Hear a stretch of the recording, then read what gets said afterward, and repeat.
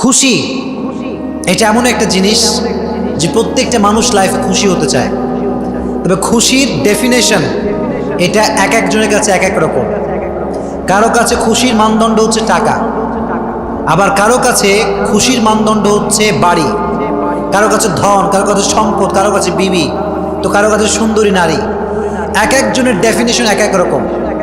তো খুশির মাপকাঠি এক একজনের কাছে এক এক রকম। এজন্য কেউ মনে করে যে সুন্দরী নারীকে বিয়ে করতে পারলে আমি সুখী হয়ে যাব, আবার কেউ কেউ মনে করে যে টাকা পয়সা কামাই ফেললে আমি বড়লোক হয়ে যাব, আমি সুখী হয়ে যাব। সো এক একজনের কাছে খুশির ডেফিনেশনটা এক এক রকম, কিন্তু খুশির ডেফিনেশন বলবে একজন, তিনি কে? জীবনে সুখী হওয়ার বিভিন্ন ওয়ে আমাদের কাছে আছে, সায়েন্টিফিক ওয়ে আছে, মানুষের মন গড়া লজিক আছে, এক একজনের কাছে এক এক রকম ডেফিনেশন আছে। কিন্তু প্রকৃতপক্ষে খুশি হওয়ার সাজেশন দিবে আমাদেরকে একজন, তিনি কে? আল্লাহ বললেন খুশি হওয়ার প্রথম কাজ হচ্ছে আলা বিযিক্রিল্লাহি তাতমাইন্নুল কুলুব। টাকা দিয়ে খুশি হওয়া যাবে না, ধন সম্পত্তি দিয়ে খুশি হওয়া যাবে না, সুন্দরী নারী দিয়ে খুশি হওয়া যাবে না। আল্লাহ বললেন আলা বিযিক্রিল্লাহি তাতমাইন্নুল কুলুব।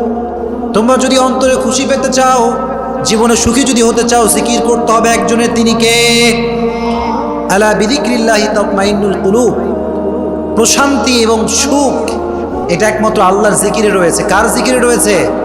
আল্লাহর জিকিরে রয়েছে। এজন্য যখনই আপনি হতাশ, যখনই আপনার জীবনে খুব দুঃখ কষ্ট, জিকির করতে হবে একজনের, তিনি কে?